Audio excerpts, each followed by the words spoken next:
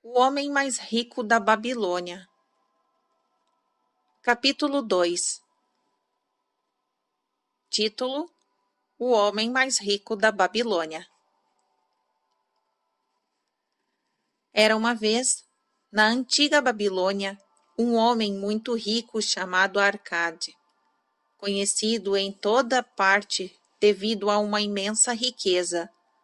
Tornara-se igualmente famoso pela liberalidade. Mostrava-se generoso com os mais necessitados e com a família, sendo um homem pródigo em suas próprias despesas. Entretanto, a cada dia sua riqueza crescia mais rapidamente do que podia gastá-la. E houve alguns amigos da juventude que vieram até ele dizendo-lhe: Você, Arcade, é mais venturoso do que nós. Você se tornou o homem mais rico de toda a Babilônia, enquanto nós lutamos para sobreviver. Você pode usar as mais finas roupas e degustar as mais requintadas iguarias, enquanto nós devemos nos dar por satisfeitos se apenas propiciamos à família uma indumentária decente ou alimentos para a melhor maneira possível. Contudo, alguma vez fomos iguais. Tivemos o mesmo professor, participamos das mesmas brincadeiras, e nem nos estudos, nem nas brincadeiras você se sobressaiu mais do que nós. E nos anos que se seguiram, você foi um cidadão tão honrado quanto nós. Tampouco trabalhou mais duro ou mais assiduamente, pelo menos até onde sabemos. Por que então deveria o capricho deste destino escolhê-lo para gozar de todas as boas coisas da vida e ignorar-nos a nós, que igualmente somos merecedores? Após o que Arcade protestou com eles, dizendo por sua vez: Se vocês não adquiriram mais do que uma pobre existência desde os tempos em que éramos jovens, isso se deve a que não conseguiram aprender ou não observaram as leis que governam a acumulação de riqueza. Ao voluntarioso destino, é um Deus cheio de malícia que não assegura um bem duradouro para ninguém. Ao contrário, ele traz ruína para quase todo homem sobre quem faz chover ouro não conquistado. Ele produz os gastadores libertinos que logo dissipam tudo o que recebem e se deixam dominar pelos extravagantes apetites que nem sempre podem satisfazer.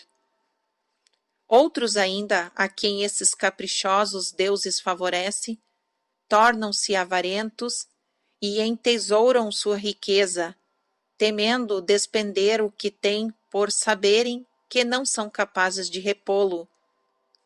São, além disso, assediados pelo medo de roubo e acabam construindo para si mesmos uma vida de necessidades e secreta tristeza. Há provavelmente outros que conseguem dinheiro fácil e o aumentam sem deixar de se sentirem felizes e abastados cidadãos. Mas são tão poucos que só sei deles por ouvir dizer. Pensem nessas pessoas que de repente se viram herdando uma riqueza e confiram se as coisas se passam assim.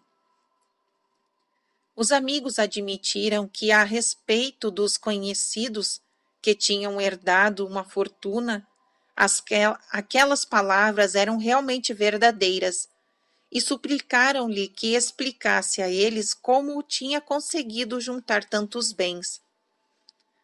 Ainda em plena juventude, continuou Arcade. Eu olhava em minha volta e observava todas aquelas boas coisas capazes de propiciar felicidade e contentamento. Percebi então que a riqueza aumentava ainda mais a potência delas. A riqueza é um poder. Com a riqueza, muitas coisas se tornam possíveis. Este pode embelezar a sua casa com os móveis mais refinados. Aquele pode viajar pelos mares distantes. Esse outro pode regalar-se com umas finas iguarias da terra longínquas. Outro mais pode comprar ornamentos lavrados em ouro ou cravejados de pedras preciosas. Pode-se mandar construir templos magníficos para os deuses. É possível, enfim, fazer todas as coisas e muitas outras, onde sempre haverá deleite para os sentidos e gratificação para a alma. E quando percebi tudo isso, declarei a mim mesmo que reivindicaria o meu quinhão entre as coisas boas da vida. Não seria nenhum desses que se mantém à distância, observando invejosamente os prazeres do outro. Não me contentaria em vestir roupas baratas que parecem respeitáveis. Não me daria por satisfeito com a parte que cabe a um homem pobre. Ao contrário, faria de mim mesmo um conviva nesse banquete de boas coisas.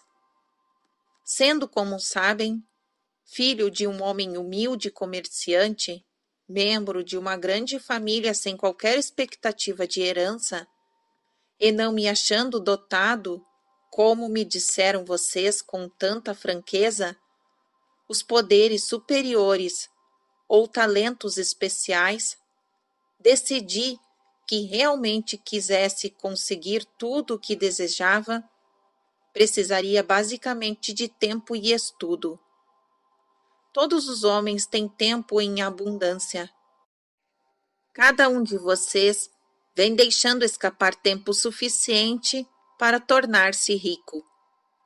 E ainda, como admitem, não tem nada para apresentar senão as suas boas famílias, de que, aliás, podem com justiça orgulhar-se. Quanto ao estudo, nosso sábio professor não nos ensinou que o aprendizado consistia em 2 tipos. O primeiro, cuidando das coisas que aprendíamos e sabíamos. O outro baseia-se na prática, que nos ajuda a encontrar aquilo a que não conhecemos. Assim resolvi-me investigar como alguém consegue acumular riqueza e, quando descobrisse, tornar tal coisa minha própria tarefa e realizá-la bem. Pois não é justo que devamos gozar enquanto permanecemos sob a brilhante luz do sol, compensando os sofrimentos que teremos de enfrentar quando partimos para a escuridão do mundo do espírito? Empreguei-me como escriba na sala de registros, e todos os dias trabalhei horas sem conta sobre as tabuinhas de argila. Semana após semana, mês após mês, dei um duro danado sem que os meus vencimentos dessem mostra de crescer. Comida, roupa e compromissos para com os deuses, além de outras coisas de que já não consigo lembrar-me, consumiam tudo o que eu ganhava. Mas minha determinação continuou de pé. E um dia Algamish, o homem que emprestava dinheiro, veio até a administração da cidade e solicitou uma cópia da 9ª lei, dizendo-me: preciso disso em 2 dias. Se me entregar as cópias no prazo, pode contar com 2 moedas de cobre pelo serviço. Trabalhei arduamente, mas o texto da lei era muito comprido, e quando Algamish voltou, eu ainda não tinha terminado a transcrição. Ele ficou uma fera e teria me dado uma boa surra se eu fosse um seu escravo. Sabendo, porém, que não lhe era permitido agredir-me no prédio da administração, não senti qualquer medo e disse-lhe: Algamishi, você é um homem realmente rico. Diga-me como posso também tornar-me rico, e prometo-lhe que passarei a noite em claro entalhando as tabuinhas. Assim que o sol nascer estarão prontas. Ele sorriu e respondeu-me: Você é um belo tratante, mas vamos considerar isso como uma transação. Gravei durante toda a noite, embora minhas costas doessem e o cheiro de óleo queimado do candeeiro fizesse minha cabeça latejar a ponto de deixar-me os olhos em frangalhos. Mas quando ele voltou em plena alvorada, as tabuinhas estavam prontas. Agora, disse-lhe, cumpra sua promessa. Você fez a sua parte em nossa transação, meu filho, disse-me ele. Com benevolência, eu estou pronto para fazer a minha. Vou lhe falar das coisas que desejava saber, porque estou envelhecendo, chegando à idade em que já não se consegue segurar a língua. E quando a juventude busca o conselho dos mais velhos, ela recebe a sabedoria dos anos. Muito frequentemente, porém, a juventude pensa que o idoso detém apenas experiência dos dias que se foram e por isso não as aproveita. Lembre-se que o sol que brilha hoje é o sol que brilhou quando seu pai nasceu e que continuará brilhando quando seu último neto tiver passado para o mundo dos mortos. Os pensamentos da juventude, continuou ele, sem luzes resplandecentes que brilham como meteoros que muitas vezes tornam o céu reluzente. Mas a experiência dos mais velhos assemelha-se às estrelas fixas que, sem mudar de lugar, auxiliam o marinheiro a orientar o seu curso. Guarde bem minhas palavras, pois do contrário deixará de assimilar a verdade do que lhe contarei e pensará ter sido em vão todo o trabalho que teve durante esta noite. Então ele me olhou com perspicácia por baixo da peluda sobrancelha e disse num tom lento e energético: Achei o caminho para a riqueza quando decidi que conservaria comigo uma parte de tudo que ganhasse. E assim fará você.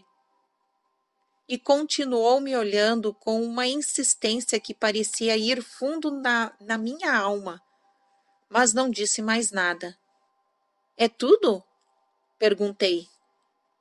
Foi o suficiente para transformar o coração de um pastor de ovelhas no coração de um emprestador de dinheiro, replicou ele. Mas tudo o que ganho não vem mesmo para o meu bolso? Perguntei. Nada mais falso, respondeu ele. Você não paga pelas roupas e pelas sandálias que usa? Não paga pelas coisas que come? Consegue viver na Babilônia sem fazer despesas? O que tem para apresentar do que recebeu no mês passado? E de tudo quanto ganhou no último ano? Louco! Você paga a todo mundo, menos a si mesmo. Idiota, está trabalhando para os outros. Bem melhor do que isso faz o escravo, que trabalha para o seu dono em troca de roupa e comida. Se guardasse para si o mesmo 1/10 de tudo o que ganha, quanto teria dentro de 10 anos? Meu conhecimento dos números não me desamparou e respondi: ora, o equivalente a 1 ano de trabalho. Pois está dizendo apenas meia verdade, retorquiu ele. Cada moeda de ouro que economizar é um escravo que pode trabalhar para você. Cada cobre que essa moeda produzir torna-se um filho apto a levantar mais fundos. Se quiser tornar-se rico, então tudo o que você economizar deve ser utilizado no sentido de proporcionar-lhe toda a abundância pela qual anseia.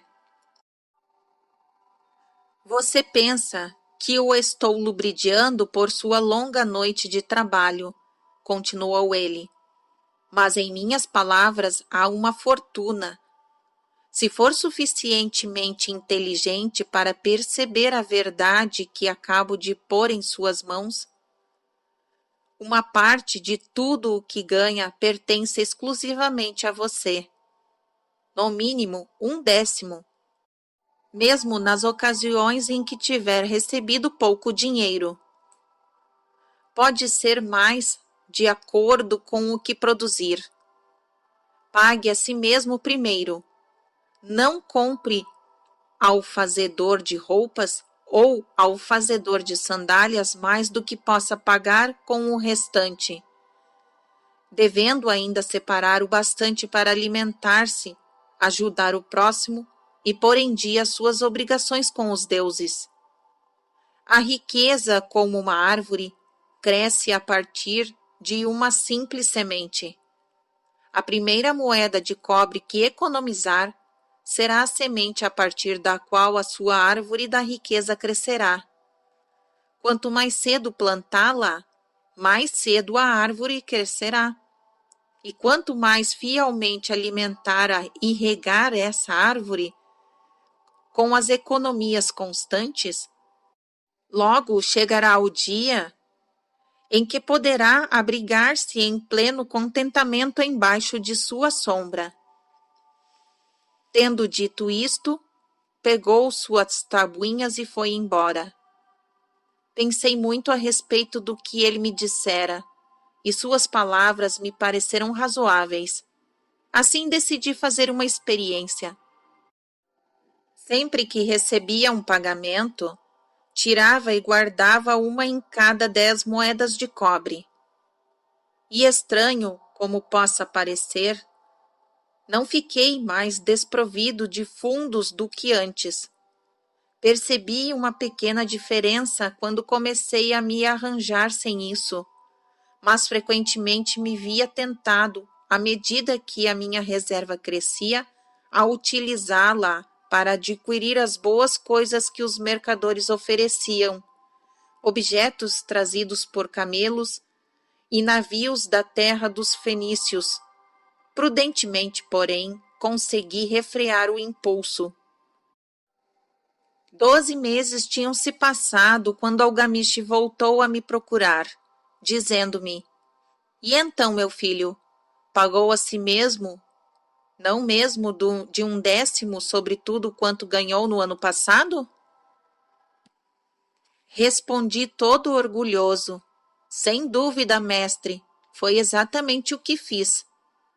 Ótimo, comentou, abrindo um largo sorriso para mim. E o que fez com a sua reserva? Entreguei-a a Azamur, o oleiro, que me disse estar viajando pelos mares distantes e que em Tiro compraria para mim joias valiosíssimas, só encontradas na Fenícia. Quando voltar, poderemos vendê-las a preço bem mais alto e dividiremos os lucros. Bem, os loucos precisam mesmo aprender. Furioso rosnou ele. Mas por que confiar nos conhecimentos de um oleiro sobre joias? Você procuraria o padeiro para colher informações sobre as estrelas? Não, por minha túnica. Iria até um astrólogo, se pelo menos tivesse cabeça para pensar. Suas economias se foram, meu jovem. Você arrancou sua árvore da riqueza pelas raízes. Contudo, plante outra. Tente novamente. E da próxima vez que precisar de conselhos para joias, corra até um ourives. Se quiser conhecer a fundo as ovelhas, procure um pastor que cuida delas. Conselho é uma coisa que se dá de graça, mas se deve guardar consigo apenas o que lhe parece valioso. Aquele que aceita conselhos sobre suas economias junto às pessoas inexperientes em tais matérias, pagará com estas mesmas economias para provar a falsidade da opinião dos outros. Dizendo isso, Algamish partiu.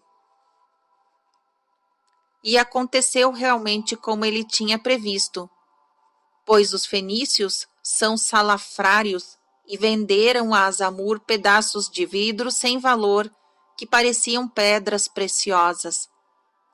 Mas seguindo as palavras de Algamish, voltei a economizar, mesmo porque já tinha formado o hábito, e isso não constituía para mim uma dificuldade.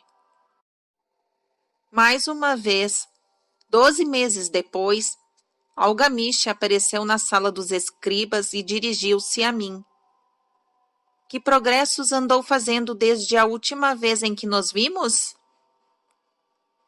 Paguei a mim mesmo religiosamente, respondi, e confiei minhas economias a Ager, o fazendeiro de escudos, para comprar bronze. A cada 4 meses ele me paga uma parte dos lucros. Ótimo! E o que tem feito com este dinheiro extra? Dei uma festa com mel, vinho e iguarias de primeira, e comprei também uma túnica escarlate. Qualquer dia desses devo comprar um burrico para os meus deslocamentos. Algamish não disfarçou o riso. Você está comendo os filhos de suas economias. Como pode esperar que trabalhem por você? Como eles mesmos poderão ter filhos que venham a produzir mais renda para você? Primeiro, reúna um exército de escravos dourados, e só então poderá refestelar-se com o banquete rico, sem sentir remorsos. E assim dizendo, partiu novamente. Não voltei a vê-lo durante 2 anos, até que me reapareceu, o rosto sulcado pelas rugas, os olhos visivelmente cansados, pois ele se achava então numa idade bastante avançada. Disse-me: Arcade, conseguiu afinal obter riqueza com o que sonhava tanto? Respondi-lhe: não ainda, tudo o que desejo, mas já tenho alguma coisa que rende muitos bons lucros, que por sua vez fazem outros tantos. E você ainda busca o conselho dos oleiros? Bem, o que eles dizem sobre como fabricar tijolos é realmente muito bom, retorqui. Arcade, continuou ele, você aprendeu bem as suas lições. Aprendeu primeiro a viver com menos do que podia ganhar. Depois, aprendeu a aconselhar-se junto àqueles cuja competência deriva de suas próprias experiências. E, finalmente, aprendeu a fazer o ouro trabalhar para você. Você ensinou a si mesmo como adquirir dinheiro, poupá-lo e usá-lo. Reuniu, portanto, condições para ocupar uma posição de confiança. Estou me tornando muito velho. Meus filhos só pensam em gastar e não dão a menor importância aos ganhos. Meus negócios são grandes e até grandes demais para que eu possa cuidar de tudo. Se você concordar em ir para Nippur, a fim de tomar conta das terras que possuo na região, torná-lo-ei meu sócio, e você participará do meu testamento. Assim, fui para Nippur e comecei a administrar suas propriedades, que eram imensas.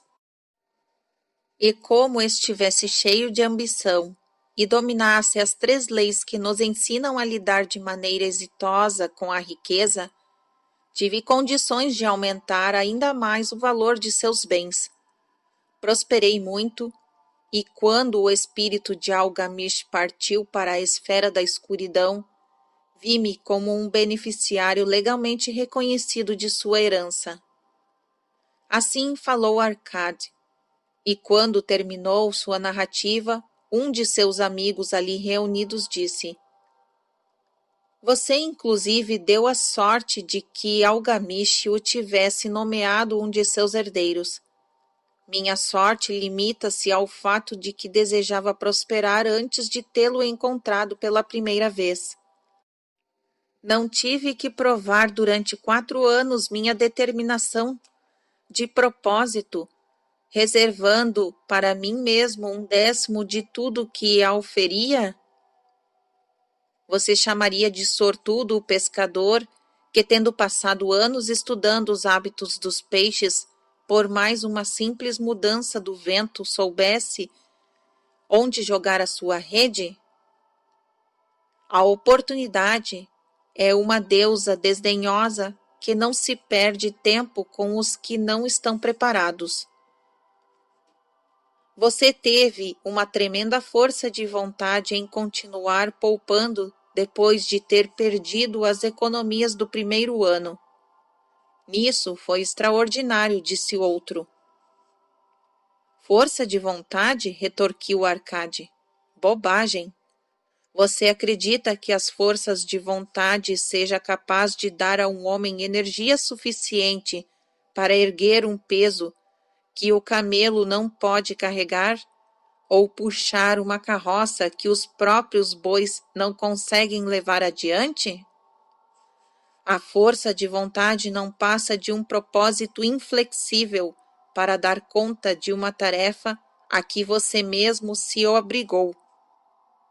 Se eu determinar para mim mesmo uma tarefa, por mais boba que seja, terei de levá-la a cabo. Como poderia de outro modo ter confiança em mim para fazer coisas importantes?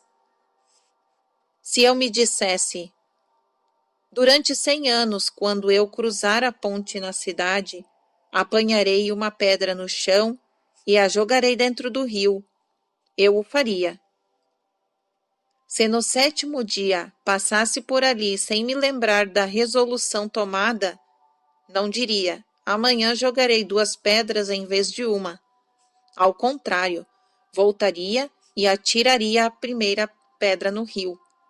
Tampouco seria capaz de me dizer lá, pelo 20º dia, Arcade, isso não tem utilidade alguma.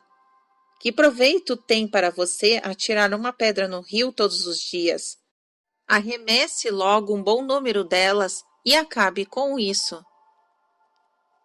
Não, também não conseguiria pensar desse modo.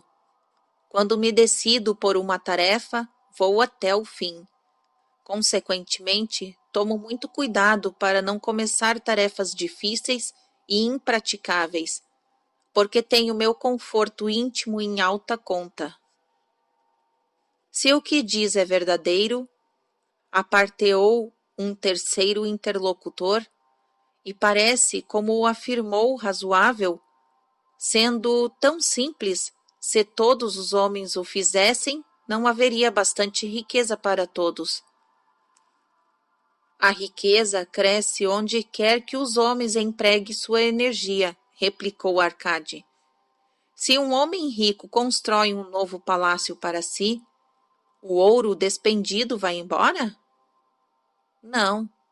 O oleiro, o operário e o arquiteto participam deste ouro. E quem quer que trabalhasse na obra participa dele. Mesmo depois de construído, o palácio não vale tudo quanto custou? E o terreno sobre o qual se ergue não passa a valer mais pelo próprio fato de abrigá-lo? E os terrenos circunvizinhos não se tornam igualmente valorizados? A riqueza cresce através de meios mágicos. Ninguém pode estabelecer um limite para isso. Não construíram os fenícios grandes cidades em costas inóspitas com a riqueza proveniente de seus navios mercantes? O que poderia nos aconselhar para que também nós nos tornemos ricos? Perguntou um outro dos amigos. Os anos passaram, não somos mais jovens e não guardamos nada. Aconselho-os a fazer uso da sabedoria de Algamish e dizer a si mesmos: uma parte de tudo que eu ganhar pertence a mim. Digam isso pela manhã, assim que acordarem, e à tarde e à noite, em todas as horas do dia. Digam isso a si mesmos, até que as palavras se transformem em letras de fogo gravadas no céu. Impregnem-se com esta ideia, ocupem toda a alma com este pensamento, e assimilem tudo o que lhes parece sábio. Separem não menos de 1/10 e economizem. Façam todas as despesas necessárias, mas poupem primeiro esta pequena cota. Cedo vão experimentar a deliciosa sensação de um tesouro, cuja posse cada um de vocês tem legitimamente condições de reivindicar. Quanto mais ele crescer, mais se verão estimulados. Vibrarão com uma nova alegria de viver. Encararão a possibilidade de maiores esforços para ganharem mais, pois não estarão reservando sobre os lucros maiores a mesma porcentagem? Aprendam, portanto, a fazer com que o seu tesouro trabalhe para vocês. Tornem-o seu escravo. Façam os seus filhos e os filhos de seus filhos trabalharem para vocês. Assegurem-se uma renda para o futuro. Olhem para os mais idosos e não esqueçam que um dia virá em que vocês também estarão velhos. Por isso, invistam o seu tesouro com toda a cautela do mundo. Taxas usuárias de retorno são sereias enganosas. Não cantam naturalmente, mas para lançar o incauto contra as rochas do desperdício e do remorso. Providenciem para que a sua família não deseje que os deuses os chamem para o reino deles. E sempre que possível, garantir tal proteção com pequenos pagamentos em intervalos regulares.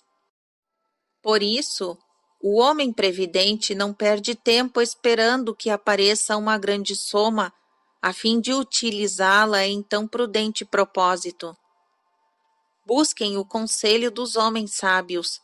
Procurem informar-se com pessoas cujo trabalho cotidiano é o manuseio do dinheiro. Deixem que elas os protejam de erros como os que eu mesmo cometi ao entregar minhas economias a Azimur, o oleiro. Um retorno pequeno e certo é uma coisa mais desejável que o risco. Aproveitem a vida enquanto estiverem aqui. Não exagerem, nem tentem economizar demais. Se 1/10 de tudo que ganharem é o que vocês podem confortavelmente poupar, contente-se com esta porção. Por outro lado, vivam de acordo com suas rendas e não sejam sovinas nem temerosos ao gastar. A vida é boa e rica com as coisas que valham a pena e causem prazer. Seus amigos agradeceram-lhe por aquelas palavras e se foram. Alguns mantiveram-se em silêncio, porque não tinham imaginação e não podiam entender. Outros mostraram-se sarcásticos, porque pensavam que um homem tão rico deveria compartilhar sua fortuna com velhos amigos menos afortunados. Um terceiro grupo, entretanto, parecia ter nos olhos uma nova luz. Perceberam que Algamish tinha voltado regularmente à sala dos escribas porque estava observando um dos que, por seus próprios esforços, saía da escuridão para a luz. Quando este homem achou a luz, um lugar esperava por ele. Ninguém podia ocupar esse lugar sem, pelo menos, pelos próprios esforços, chegasse à compreensão, ou seja, até que estivesse pronto para a oportunidade. As pessoas deste terceiro grupo foram as únicas que nos anos que se seguiram continuaram visitando Arcade, que as recebiam cheio de contentamento. Reuniam-se com elas e transmitiam-lhes de bom grado sua sabedoria, como gostam sempre de fazer os homens de grande experiência. E assistia-os quanto a investirem suas economias naquilo que trouxessem lucro com segurança, evitando que apostassem em coisas que não rendessem dividendos. O momento decisivo na vida desses homens ocorreu quando compreenderam a verdade que tinham passado de Algamish para Arcade e de Arcade para eles. Uma parte de todos os seus ganhos pertence exclusivamente a você. Essa é a verdade.